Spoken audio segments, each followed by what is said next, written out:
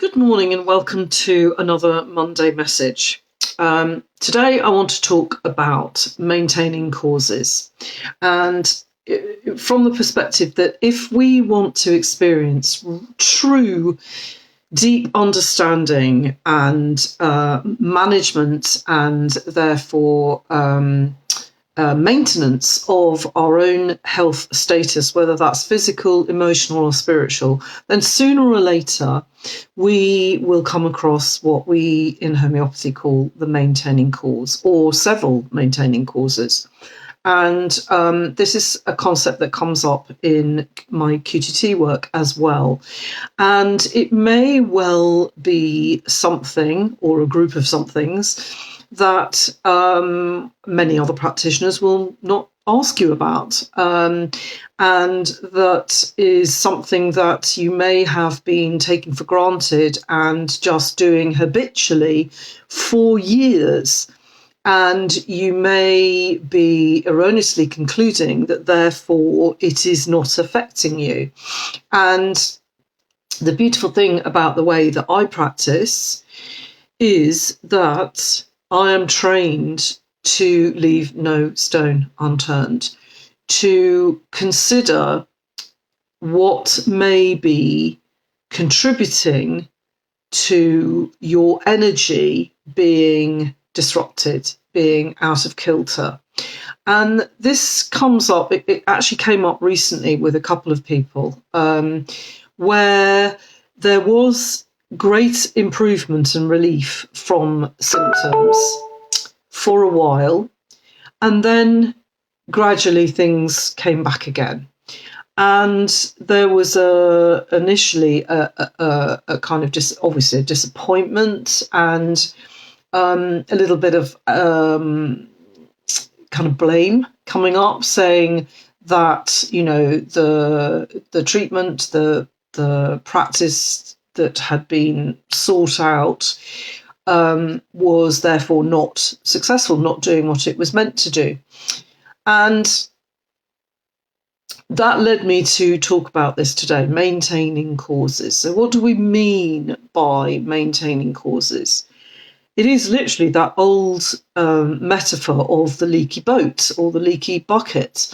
You know, we can go on pouring water into it, and if there is a slow but sure leak, then eventually it will fill up with water again, unless we are doing something to stem that leakage. And I want to be clear that the maintaining cause is not necessarily the root cause of the issue, whatever it may be, but it will be contributing to the amount of healing or reharmonizing or rebalancing energy that is available to anybody at any given time. And when the batteries have run out, because we're not actually addressing anything on that level, then we will inevitably end up back in the same place as we were, or the same state, or similar. This is just one of the factors that we will investigate when you come to work with me. And I'm very careful to choose my words, that it is work with me. It is not, when I work successfully with people, it is invariably when there is a collaboration, when there is a sense of responsibility taken on both sides, but particularly in, if you are seeking the support or the help of a practitioner, being able to ask, well, what is my part in, creating the state that I'm in? It can be a brave question. It can be a challenging question. It can be a new question, but it is always going to pay dividends, because if you're seeking real freedom from either emotionally or physically or spiritually, then those are exactly the questions we need to be asking ourselves. What am I currently choosing, whether that's consciously or subconsciously, that could be draining me, could be taking my energy or disrupting my energy in some way. And maintaining causes in my book could be absolutely anything. They could be eating that thing that, loads of other people say is good for you, but actually isn't doing you any good at all. It could be electromagnetic pollution. I spoke about that last week, exposure to things like airport scanners and microwaves and mobile phones and all of that. Despite the fact that we're told that it's all safe, what if it isn't for you personally, that it's the straw that broke the camel's back, or it's causing that constant leakage for you? What if, as well as all the possible physical toxicity that we are surrounded with, what if actually it's a disempowering belief of some description, or a story that you've been carrying for many, many years that is buried deep and is taking energy to not look at, to not recognize, to not explore?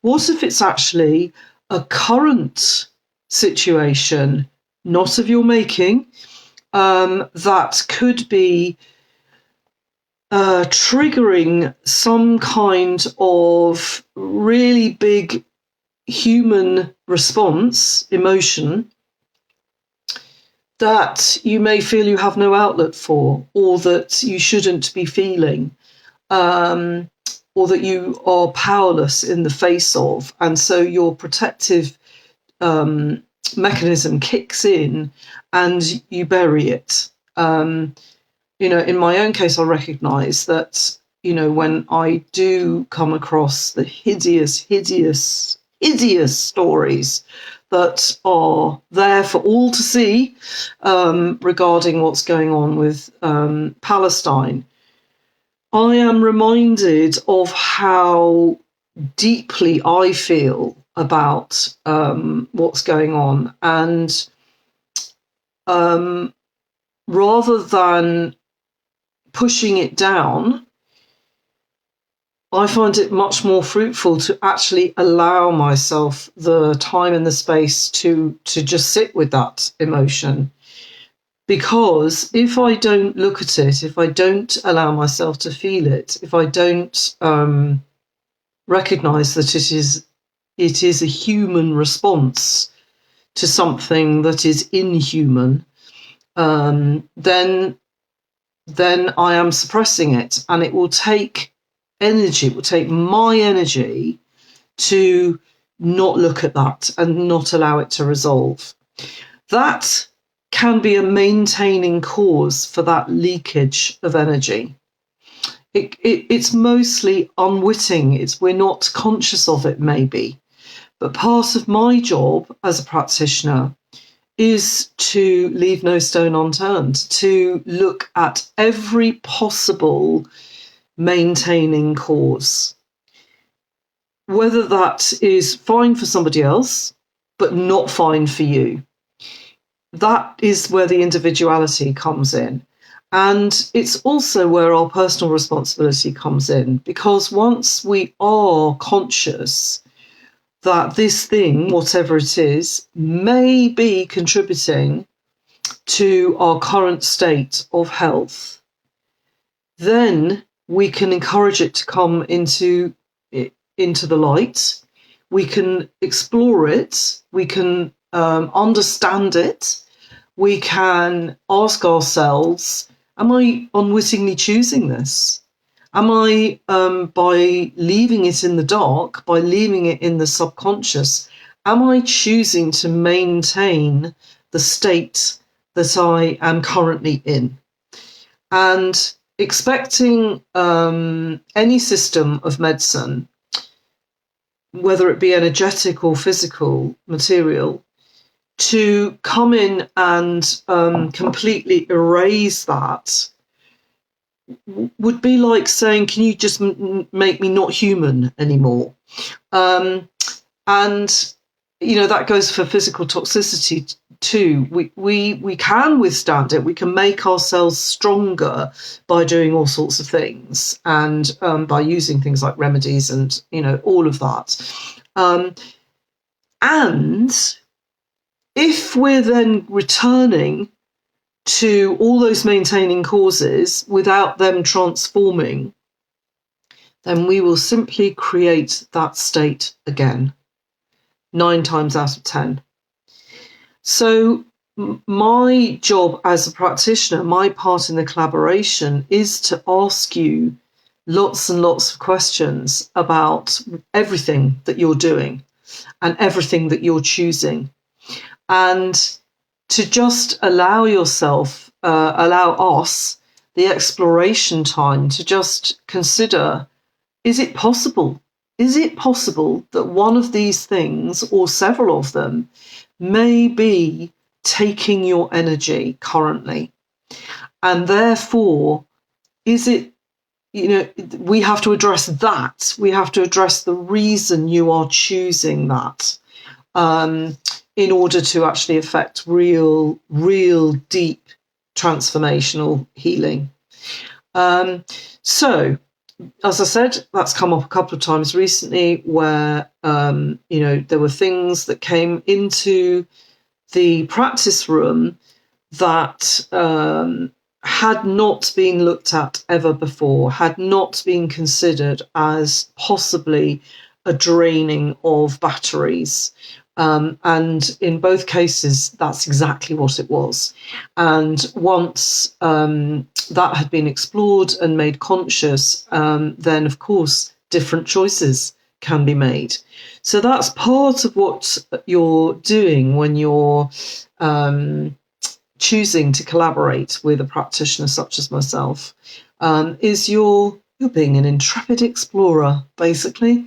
You're prepared to leave no stone unturned in the pursuit of your own health homeostasis.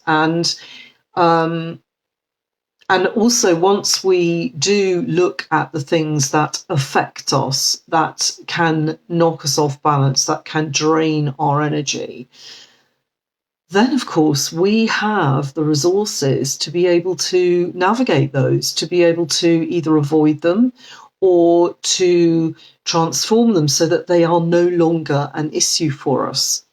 And that is when we are really on our paths and we are really changing and transforming ourselves. And that is the path to true freedom.